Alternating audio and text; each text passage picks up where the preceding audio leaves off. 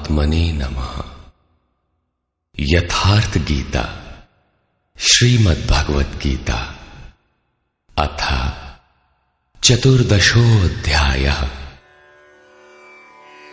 पिछले अनेक अध्यायों में योगेश्वर श्री कृष्ण ने ज्ञान का स्वरूप स्पष्ट किया। अध्याय 4 के 19वें श्लोक में उन्होंने बताया कि जिस पुरुष द्वारा संपूर्णता से आरंभ किया हुआ नियत कर्म का आचरण क्रमशः उत्थान होते होते इतना सूक्ष्म हो गया कि कामना और संकल्प का सर्वथा शमन हो गया, उस समय जिसे वो जानना चाहता है उसकी प्रत्यक्ष अनुभूति हो जाती है। उसी अनुभूति का नाम ज्ञान है। 13वें अध्याय में ज्ञान को परिभाषित किया। अध्यात्म ज्ञान नितत्वम तत्व ज्ञानार्थ दर्शनम। आत्मज्ञान में एक रस स्थिति और तत्व के अर्थ स्वरूप परमात्मा का प्रत्यक्ष दर्शन ज्ञान है। क्षेत्र क्षेत्रज्ञ के भेद को विदित कर लेने के पश्चात ही ज्ञान है। ज्ञान का अर्थ शास्त्रार्थ नहीं, शास्त्रों को याद कर लेना ही ज्ञान नहीं है। अभ्यास की वो अवस्था ज्ञान है जहां वो तत्व विदित होता है। परमात्मा के साक्षात्कार के साथ मिलने वाली अनुभूति का नाम ज्ञान है। इसके विपरीत सब कुछ अज्ञान है। इस प्रकार सब कुछ बता लेने पर भी प्रस्तुत अध्याय 14 में योगेश्वर श्री कृष्ण कहते हैं कि अर्जुन, उन ज्ञानों में भी परम उत्तम ज्ञान को मैं फिर भी तेरे लिए कहूंगा। योगेश्वर उसी की पुनरावृत्ति करने जा रहे हैं, क्योंकि शास्त्र सुचिंतित पुनि पुनि देखिए। भली प्रकार चिंतन किया हुआ शास्त्र भी बार बार देखना चाहिए। इतना ही नहीं, ज्यों ज्यों आप साधन पथ पर अग्रसर होंगे, ज्यों ज्यों उस इष्ट में प्रवेश पाते जाएंगे, त्यों त्यों ब्रह्म से नवीन नवीन अनुभूति मिलेगी। ये जानकारी सद्गुरु महापुरुष ही देते हैं। इसलिए श्री कृष्ण कहते हैं, मैं फिर भी कहूंगा। श्री भगवान उवाच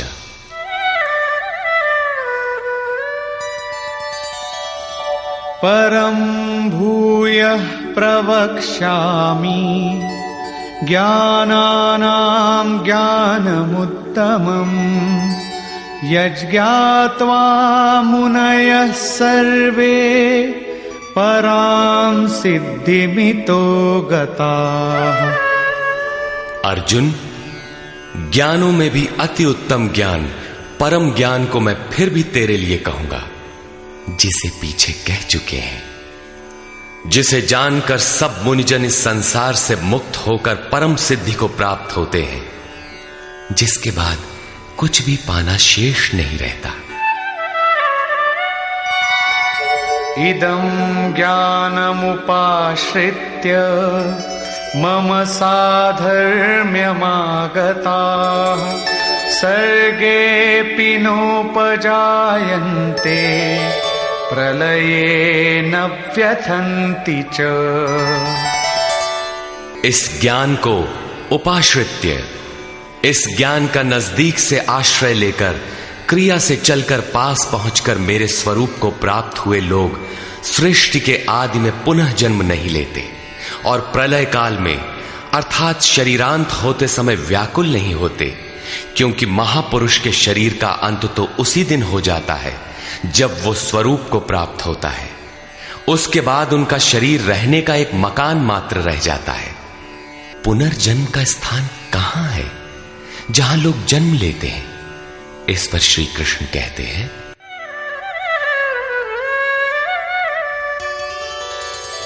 मम योनिर्महद् ब्रह्म तस्मिन् गर्भं दधाम्यहम् सम्भवः सर्वभूतानां ततो भवति भारत। हे अर्जुन, मेरी महद ब्रह्म अर्थात अष्टधा मूल प्रकृति संपूर्ण भूतों की योनि है और उसमें मैं चेतन रूपी बीज को स्थापित करता हूं। उस जड़ चेतन के संयोग से सभी भूतों की उत्पत्ति होती है। सर्वयोनिषु कौन्तेय मूर्तयः सम्भवन्ति याः तासां ब्रह्ममहद्योनिः अहं बीजप्रदः पिता। कौन्तेय, सब योनियों में जितने शरीर उत्पन्न होते हैं उन सब की योनि गर्भ धारण करने वाली माता 8 भेदों वाली मूल प्रकृति है और मैं ही बीज को स्थापन करने वाला पिता हूं। अन्य कोई न माता है न पिता। जब तक जड़ चेतन का संयोग रहेगा जन्म होते रहेंगे, निमित्त तो कोई न कोई बनता ही रहेगा। चेतन आत्मा जड़ प्रकृति में क्यों बंध जाती है, इस पर कहते हैं सत्वं रजस्तम इति गुणाः प्रकृति संभवाः निबध्नन्ति महाबाहो देहे देहिनमव्ययम्। महाबाहु अर्जुन, सत्वगुण, रजोगुण और तमोगुण प्रकृति से उत्पन्न हुए तीनों गुण ही इस अविनाशी जीवात्मा को शरीर में बांधते हैं। किस प्रकार? तत्र सत्वं निर्मलत्वात् प्रकाशकमनामयम् सुखसंगेन बध्नाति ज्ञानसंगेन चानघ। निष्पाप अर्जुन, उन तीनों गुणों में प्रकाश करने वाला निर्विकार सत्व गुण तो निर्मलत्वात्, निर्मल होने के कारण सुख और ज्ञान की आसक्ति से आत्मा को शरीर में बांधता है। सत्व गुण भी बंधन ही है। अंतर इतना ही है कि सुख एकमात्र परमात्मा में है और ज्ञान साक्षात्कार का नाम है। सत्व गुणी तब तक बंधा है जब तक परमात्मा का साक्षात्कार नहीं हो जाता। रजो रागात्मकं विद्धि तृष्णासंग समुद्भवम् तन्निबध्नाति कौन्तेय कर्म संगेन देहिनम्। हे अर्जुन, राग का जीता जागता स्वरूप रजोगुण है। इसे तू कर्म संगेन, कामना और आसक्ति से उत्पन्न हुआ जान। वो जीवात्मा को कर्म और उसके फल की आसक्ति में बांधता है, वो कर्म में प्रवृत्ति देता है। तमस्त्वं ज्ञानजं विद्धि मोहनं सर्वदेहिनां प्रमादालस्य निद्राभिः तन्निबध्नाति भारत। अर्जुन, समस्त देहधारियों को मोहने वाले तमोगुण को तू अज्ञान से उत्पन्न हुआ जान। वो इस आत्मा को प्रमाद अर्थात व्यर्थ की चेष्टा, आलस्य की कल करेंगे और निद्रा द्वारा बांधता है। निद्रा का अर्थ यह नहीं कि तमोगुणी अधिक सोता है, शरीर सोता हो, ऐसी बात नहीं। या निशा सर्वभूतानाम तस्याम जागर्ति संयमी। जगत ही रात्रि है। तमोगुणी व्यक्ति इस जगत रूपी निशा में रात दिन व्यस्त रहता है, प्रकाश स्वरूप की ओर अचेत रहता है। यही तमोगुणी निद्रा है। जो इसमें फंसा है सोता है। अब तीनों गुणों के बंधन का सामूहिक स्वरूप बताते हैं। सत्वं सुखे संजयति रजः कर्मणि भारत ज्ञानमावृत्य तु तमः प्रमादे संजयत्युत। अर्जुन, सत्वगुण सुख में लगाता है, शाश्वत परम सुख की धारा में लगाता है। रजोगुण कर्म में प्रवृत्त करता है और तमोगुण ज्ञान को आच्छादित करके प्रमाद में अर्थात अंतःकरण की व्यर्थ चेष्टाओं में लगाता है। जब गुण एक ही स्थान पर एक ही हृदय में हैं, तो अलग अलग कैसे विभक्त हो जाते हैं? इस पर योगेश्वर श्री कृष्ण बताते हैं,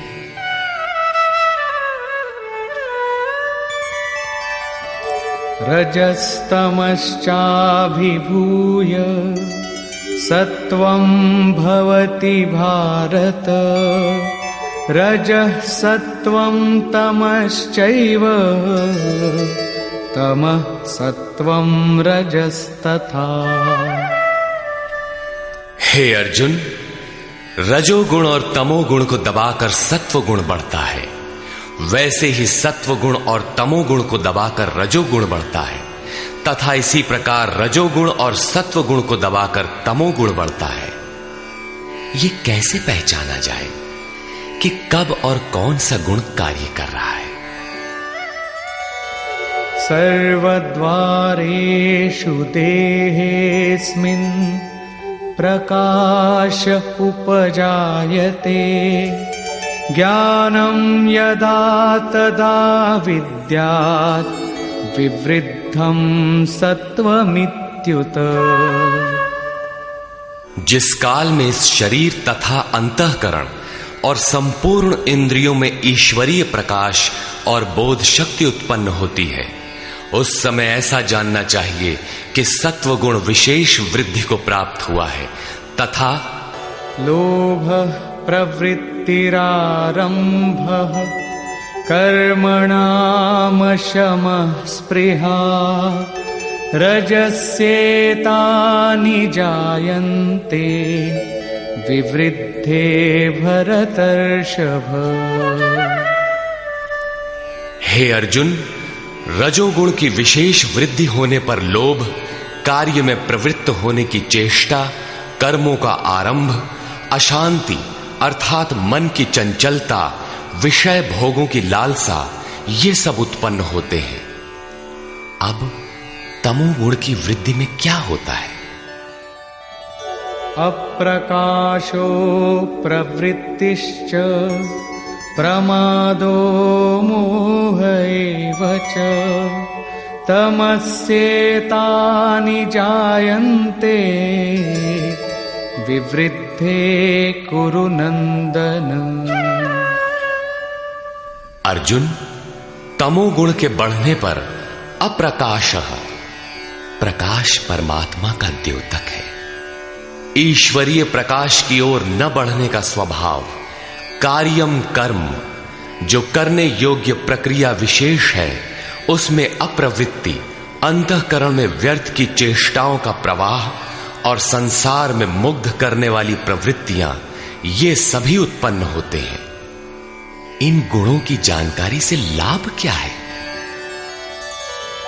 यदा सत्वे प्रवृद्धे तु प्रलयं याति देहभृत्, तदोत्तमविदां लोकान् अमलान् प्रतिपद्यते।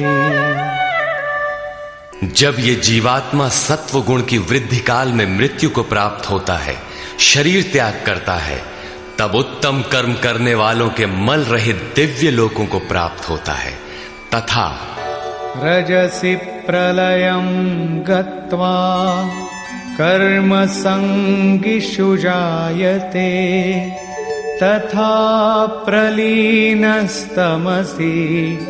मूढ़योनिषु जायते।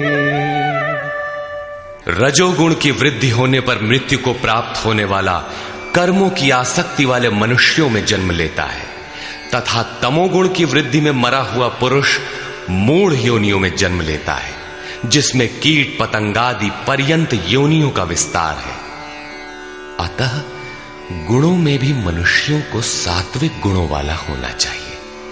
प्रकृति का ये बैंक आपके अर्जित गुणों को मृत्यु के उपरांत भी उन्हें आपको सुरक्षित लौटाता है। अब देखें इसका परिणाम। कर्मणः सुकृतस्याहुः सात्विकं निर्मलं फलम्, रजसस्तु फलं दुःखम्, अज्ञानं तमसः फलम्। सात्विक कर्म का फल सात्विक, निर्मल सुख, ज्ञान और वैराग्यादि कहा गया है। राजस कर्म का फल दुख और तामस कर्म का फल अज्ञान है। तथा सत्वात् संजायते ज्ञानम रजसो लोभ एव च प्रमादमोहौ तमसो भवतो ज्ञानमेव च। सत्व गुण से ज्ञान उत्पन्न होता है। ईश्वरीय अनुभूति का नाम ज्ञान है। ईश्वरीय अनुभूति का प्रवाह होता है। रजोगुण से निसंदेह लोभ उत्पन्न होता है तथा तमोगुण से प्रमाद, मोह, आलस्य अर्थात अज्ञान ही उत्पन्न होता है। ये उत्पन्न होकर कौन सी गति देते हैं? ऊर्ध्वं गच्छन्ति सत्त्वस्था मध्ये तिष्ठन्ति राजसाः जघन्य गुणवृत्तिस्था अधो गच्छन्ति तामसाः। सत्व गुण में स्थित हुआ पुरुष ऊर्ध्व मूलम, उस मूल परमात्मा की ओर प्रवाहित होता है, निर्मल लोकों में जाता है। रजोगुण में स्थित राजस पुरुष मध्यम श्रेणी के मनुष्य होते हैं, जिनके पास न सात्विकम विवेक वैराग्य ही होता है और न अधम कीट पतंग योनियों में जाते हैं, बल्कि पुनर्जन्म को प्राप्त होते हैं। और निंदित तमोगुण में प्रवृत्त हुए तामसी पुरुष अधोगति अर्थात पशु पक्षी कीट पतंगादि अधम योनियों को प्राप्त होते हैं। इस प्रकार तीनों गुण किसी न किसी रूप में योनि के ही कारण हैं। जो पुरुष गुणों को पार कर लेते हैं वे जन्म बंधन से छूट जाते हैं और मेरे स्वरूप को प्राप्त होते हैं। इस पर कहते हैं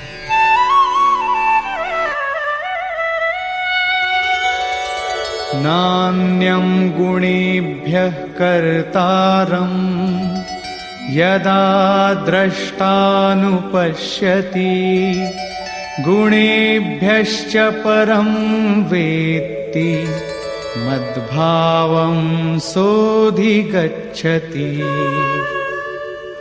जिस काल में दृष्टा आत्मा तीनों गुणों के अतिरिक्त अन्य किसी को करता नहीं देखता और तीनों गुणों से अत्यंत परे परम तत्व को वेत्ति विदित कर लेता है, उस समय वो पुरुष मेरे स्वरूप को प्राप्त होता है। ये बौद्धिक मान्यता नहीं है कि गुण गुणों में बरतते हैं। साधन करते करते एक ऐसी अवस्था आती है जहां उस परम से अनुभूति होती है कि गुणों के सिवाय कोई करता नहीं दिखता। उस समय पुरुष तीनों गुणों से अतीत हो जाता है। ये कल्पित मान्यता नहीं है तथा इसी पर आगे कहते हैं गुणानेतानतीत्यत्रीन् देही देह समुद्भवान् जन्म मृत्यु जरा दुःखैर् विमुक्तो मृतमश्नुते। पुरुष इन स्थूल शरीरों की उत्पत्ति के कारण रूप तीनों गुणों से अतीत होकर जन्म मृत्यु वृद्धावस्था और सब प्रकार के दुखों से विशेष रूप से मुक्त होकर अमृत तत्व का पान करता है। इस प्रकार अर्जुन ने प्रश्न किया। अर्जुन उवाच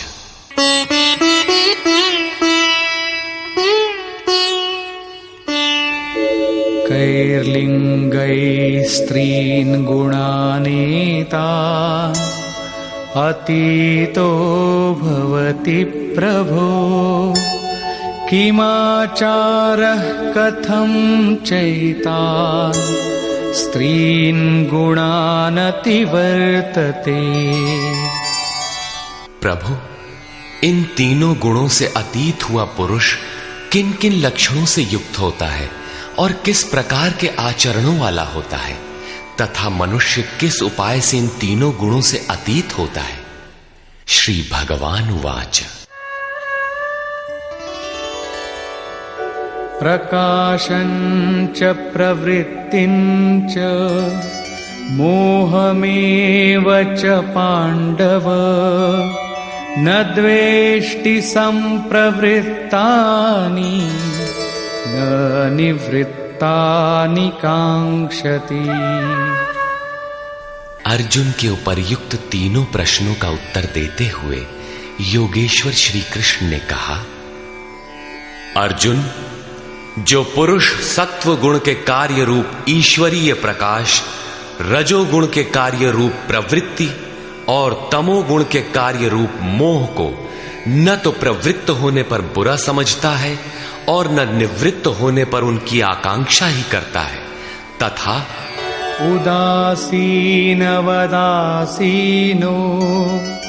गुणैर्यो न विचाल्यते गुणा वर्तन्त इत्येव योऽवतिष्ठति नेङ्गते। जो इस प्रकार उदासीन के सदृश स्थित हुआ गुणों द्वारा विचलित नहीं किया जा सकता, गुण गुण में ही बरतते हैं, ऐसा यथार्थतः जानकर उस स्थिति से चलायमान नहीं होता, तभी वो गुणों से अतीत होता है। समदुःख सुख स्वस्थः समलोष्टाश्मकाञ्चनः तुल्यप्रिया प्रियो धीरस् तुल्यनिन्दात्मसंस्तुतिः। जो निरंतर स्वयं में अर्थात आत्मभाव में स्थित है, सुख और दुख में सम है, मिट्टी पत्थर और स्वर्ण में भी समान भाव वाला है, धैर्यवान है, जो प्रिय और अप्रिय को बराबर समझता है, अपनी निंदा तथा स्तुति में भी समान भाव वाला है, और मानापमानयोस्तुल्यस् तुल्यो मित्रारिपक्षयोः सर्वारंभ परित्यागी गुणातीतः स उच्यते। जो मान और अपमान में सम है, मित्र और शत्रु पक्ष में भी सम है, वो संपूर्ण आरंभों से रहित हुआ पुरुष गुणातीत कहा जाता है। श्लोक 22 से 25 तक गुणों से अतीत पुरुष के लक्षण और आचरण बताए गए कि वो चलायमान नहीं होता, गुणों के द्वारा विचलित नहीं किया जा सकता, स्थिर रहता है। अब प्रस्तुत है गुणों से अतीत होने की विधि।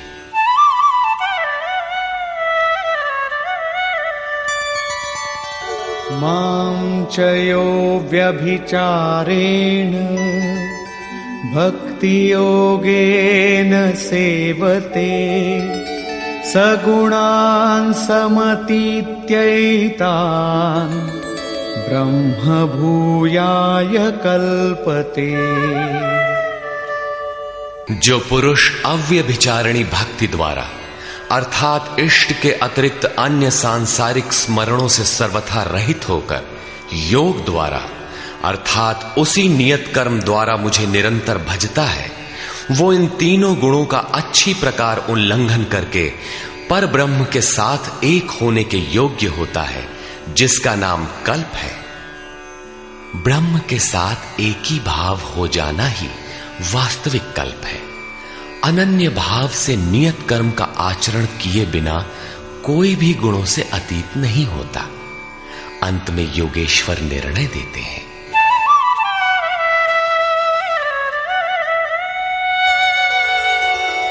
ब्रह्मणो हि प्रतिष्ठाहम् अमृतस्याव्ययस्य च शाश्वतस्य च धर्मस्य सुखस्यैकान्तिकस्य च। हे अर्जुन, उस अविनाशी ब्रह्म का जिसके साथ वो कल्प करता है, जिसमें वो गुणातीत एक ही भाव से प्रवेश करता है, अमृत का, शाश्वत धर्म का और उस अखंड एक रस आनंद का मैं ही आश्रय हूं, अर्थात परमात्म स्थित सद्गुरु ही इन सब का आश्रय है। श्री कृष्ण एक योगेश्वर थे।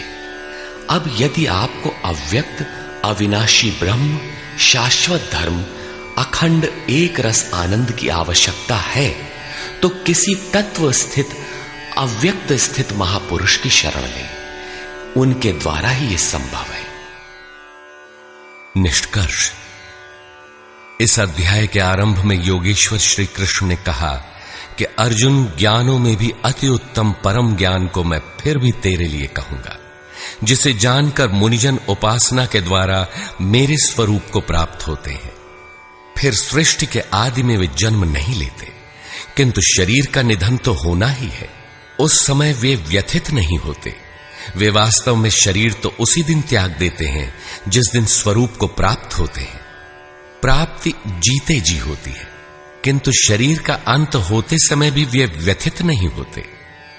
प्रकृति से उत्पन्न हुए रज, सत्व और तम तीनों गुण ही इस जीवात्मा को शरीरों में बांधते हैं।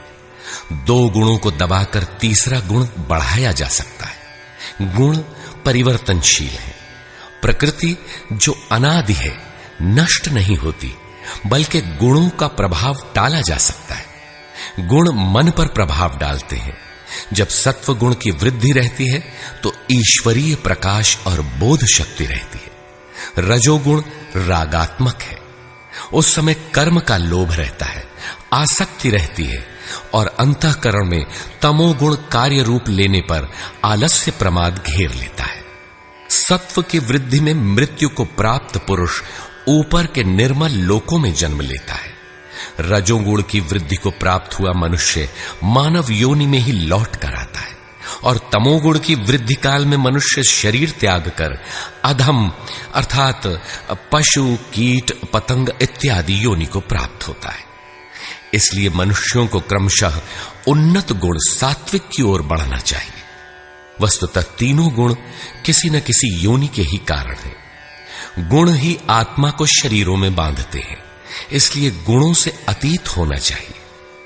वे जिससे मुक्त होते हैं उसका स्वरूप बताते हुए योगेश्वर ने कहा, अष्टधा मूल प्रकृति गर्भ को धारण करने वाली माता है और मैं ही बीज रूप पिता हूं। अन्य न कोई माता है न पिता। जब तक यह क्रम रहेगा तब तक चराचर जगत में निमित्त रूप से कोई न कोई माता पिता बनते रहेंगे, किंतु वस्तुतः प्रकृति ही माता है, मैं ही पिता हूं। अर्जुन ने 3 प्रश्न किए। गुणातीत पुरुष के क्या लक्षण हैं, क्या आचरण है, और किस उपाय से मनुष्य इन तीनों गुणों से अतीत होता है।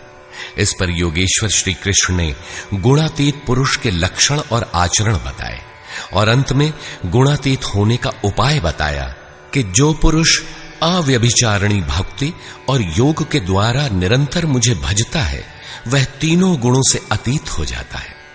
अन्य किसी का चिंतन न करते हुए निरंतर इष्ट का चिंतन करना अव्यभिचारिणी भक्ति है। जो संसार के संयोग वियोग से सर्वथा रहित है उसी का नाम योग है। उसको कार्य रूप देने की प्रणाली का नाम कर्म है। यज्ञ जिससे संपन्न होता है वह हरकत कर्म है। अव्यभिचारिणी भक्ति द्वारा उस नियत कर्म के आचरण से ही पुरुष तीनों गुणों से अतीत होता है और अतीत होकर ब्रह्म के साथ एक ही भाव के लिए पूर्ण कल्प को प्राप्त करने के लिए योग्य होता है।